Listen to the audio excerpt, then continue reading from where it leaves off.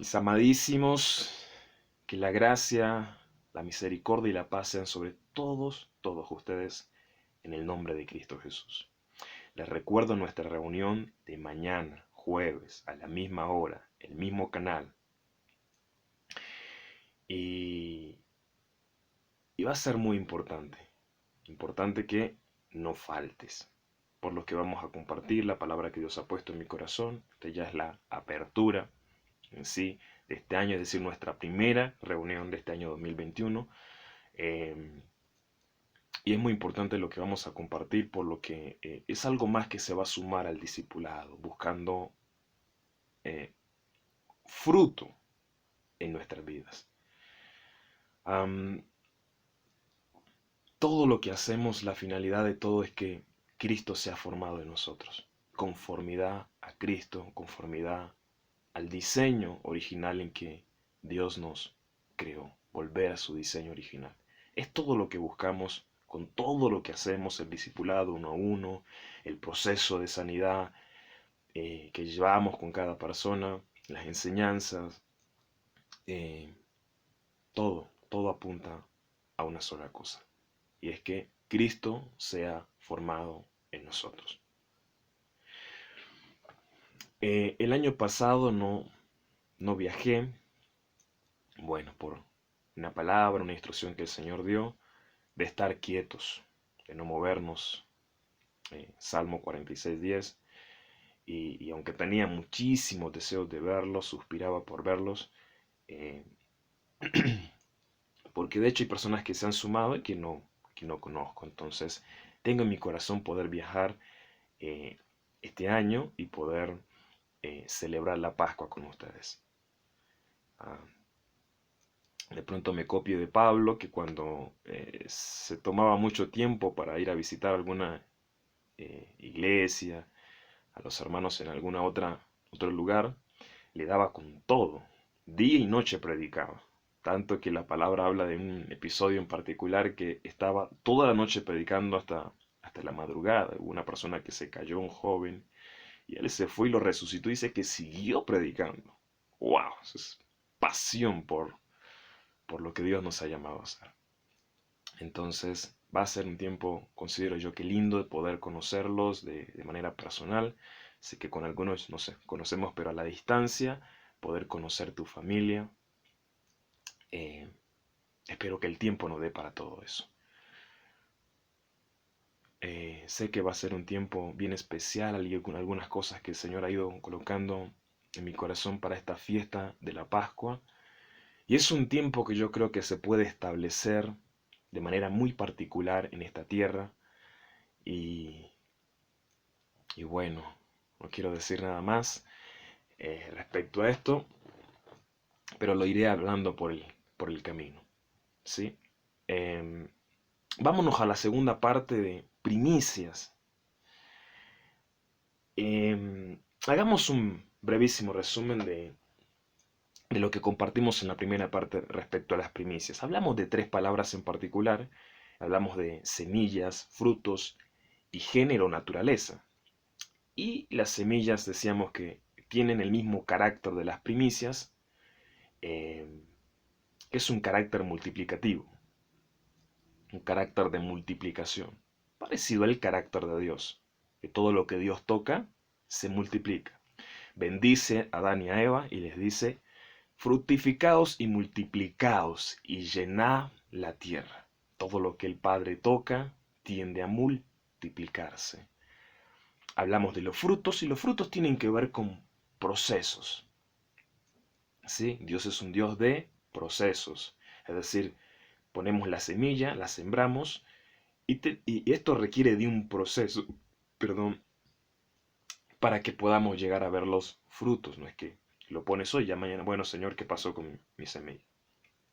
Requiere de un proceso. Y lo que Dios está haciendo en nuestras vidas, lo que nosotros anhelamos de ver a Dios en nuestras vidas, requiere de un proceso también. Amén.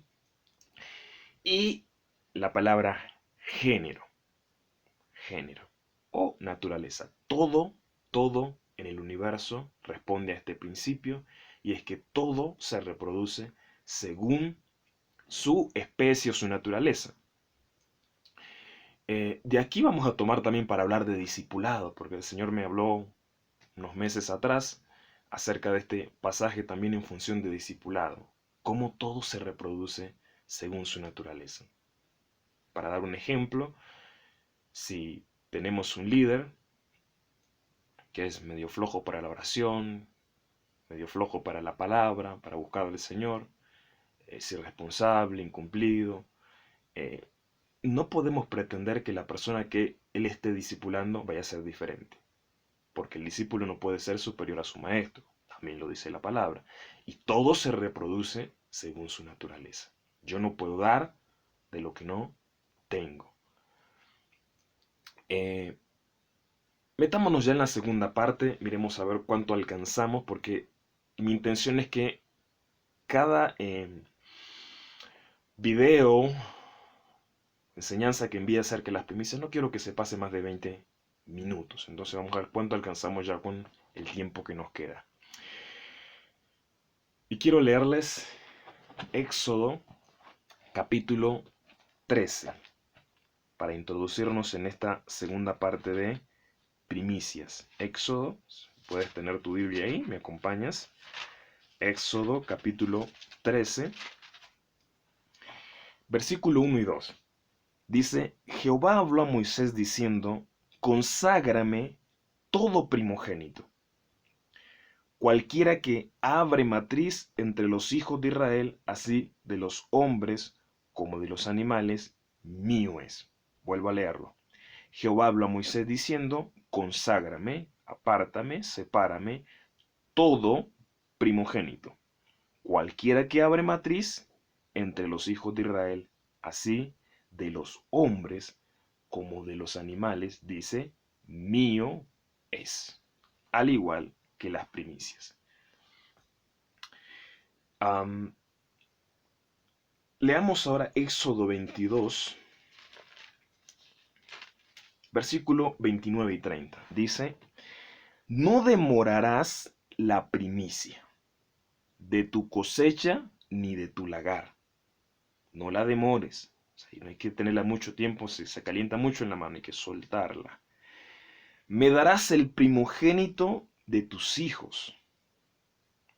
Vuelve Dios a hablar. Lo mismo harás con el de tu buey, de tu oveja.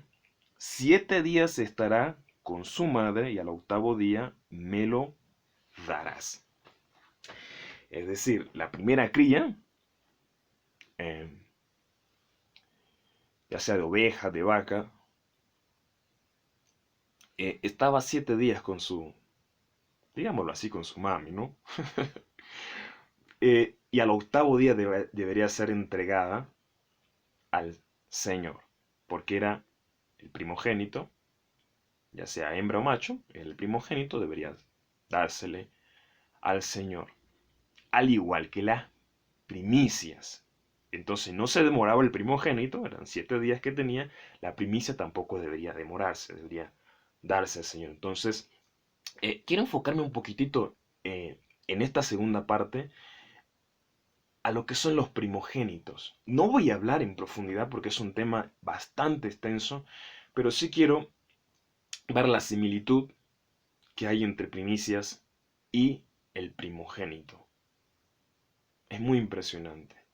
Uno de los juicios de Dios a Egipto fue el matar sus primogénitos. Y es allí donde Dios le dice, le da mandamiento a Israel, le dice, todo primogénito será mío.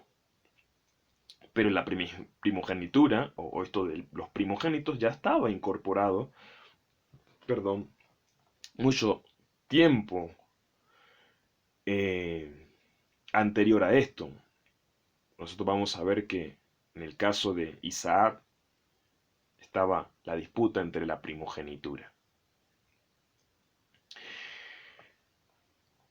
Bien, los primogénitos le pertenecen a Dios, es lo primero, al igual que las primicias le pertenecen a Dios. Todo aquello que abre matriz le pertenece a Dios. Y este es un principio que está esparcido en la Escritura. Cuando nosotros miramos los mandamientos, nos damos cuenta que el primer mandamiento, cuando viene el fariseo para tentar a Jesús, le pregunta, ¿cuál es el primer mandamiento? Y el Señor le dice, el primer mandamiento es este: amarás al Señor tu Dios con todo tu ser. Resumiéndolo, pues dice, con tu mente, con tu corazón, con toda tu fuerza, con tu alma. Amar al Señor. La palabra nos dice, buscad primeramente el reino de Dios y su justicia, y lo demás vendrá por añadidura. La palabra de Dios dice, honra a Jehová con tus bienes y con las primicias de todos tus frutos, y tus lagares rebosarán de vino y de mosto. La palabra nos dice que aquel que honra a Dios, Dios también le va a honrar. Dios honra a los que le honran. Entonces, este principio, ¿no?, de que Dios es lo primero en nuestra vida, debe ser lo primero.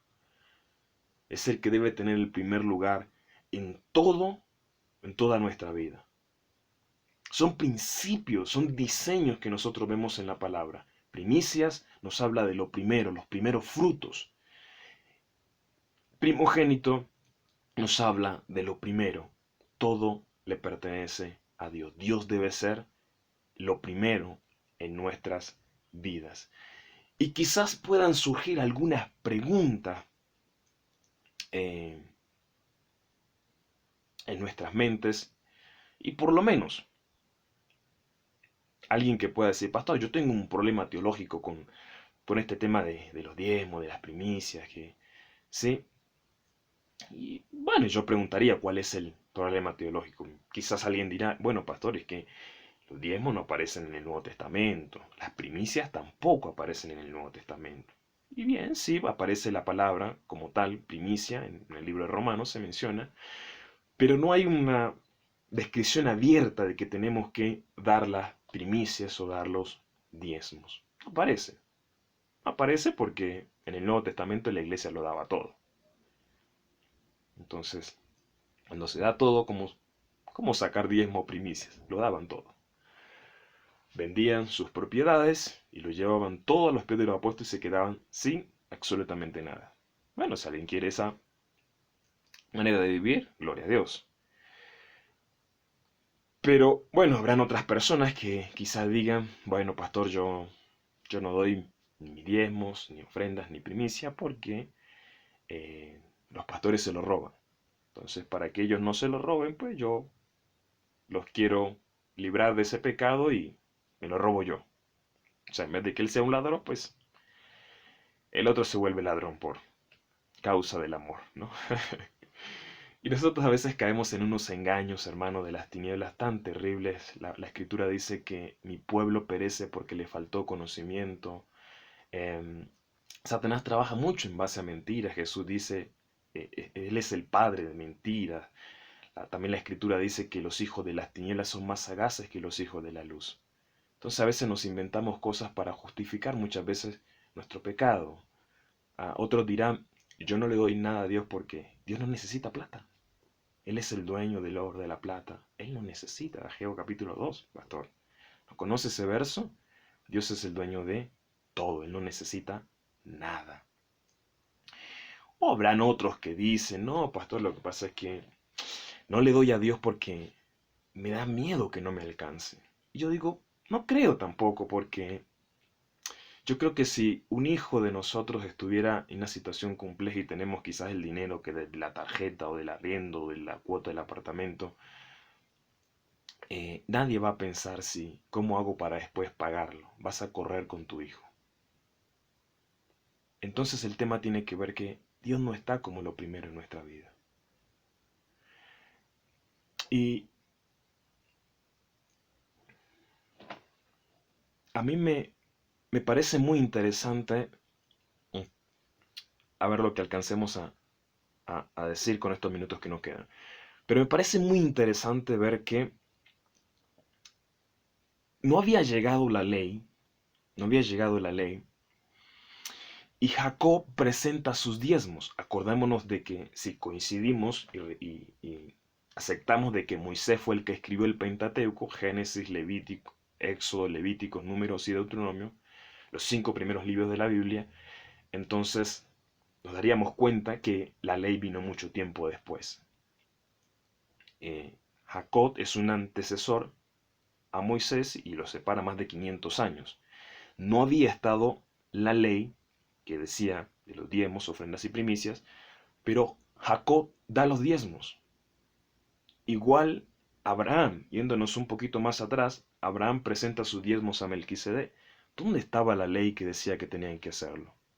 Vamos un poco más atrás. Caín presentó ofrendas a Dios. Abel le dio las primicias a Dios, dice Génesis capítulo 4.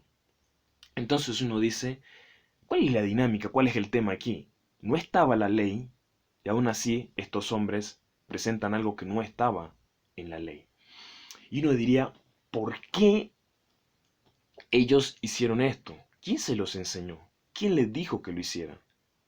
Yo creo que por la misma razón por la que Caín termina matando a su hermano. Y Caín mata a su hermano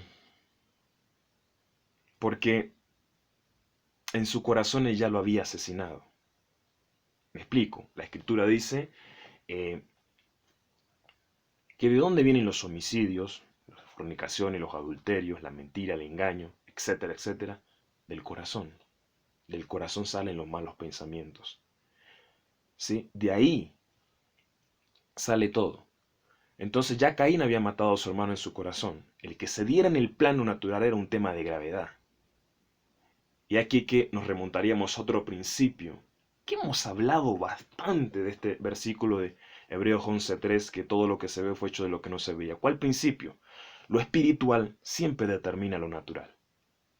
Entonces, ya estaba en su corazón y era cuestión de tiempo de que se diera en el plano natural. Y es precisamente por esa misma razón que Jacob, Abraham, Abel presentan algo que todavía no había estado escrito en ningún lugar, pero estaba escrito en su corazón. ¿Por qué Caín mató a su hermano? Porque no estaba escrito en su corazón el mandamiento no matarás. ¿Por qué ellos dieron sus diezmos, sus primicias? Porque estaba escrito en su corazón de darle al Señor. Entonces me resulta muy interesante ver eh,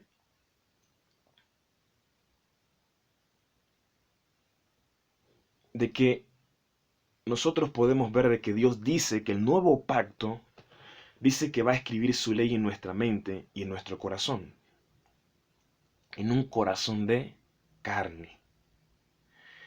Pero el antiguo pacto, la ley fue escrita en piedra, pero el nuevo va a ser escrito en el corazón. Entonces, aquí yo puedo dar una interpretación personal respecto a esto, y es que mucha gente que tiene excusas frente a todo esto no tiene que ver con que está escrito en el Nuevo Testamento de manera abierta, puntual, clara, es decir, se debe hacer esto, o que Dios les hable como le habló al pueblo de Israel en el monte Sinaí con truenos, el pueblo temblaba de miedo de escuchar a Dios hablar, como nos pasa a nosotros cuando escuchamos un trueno que se estremece todo en nosotros. Aún así, Israel no obedeció a Dios, porque nosotros podemos ver en la escritura, Malaquías capítulo 3, que dice, vosotros la nación toda me habéis robado. Entonces yo pienso de manera personal que no tiene que ver con un tema de que esté escrito en el Nuevo Testamento o que Dios se te aparezca una visión, una revelación, una teofanía y Dios te diga, tienes que diezmar, tienes que dar las primicias, tienes que celebrar mis fiestas. No tiene que ver con que aparezca explícitamente en el Nuevo Testamento o que Dios, como te digo, se te aparezca y te diga, tienes que hacerlo.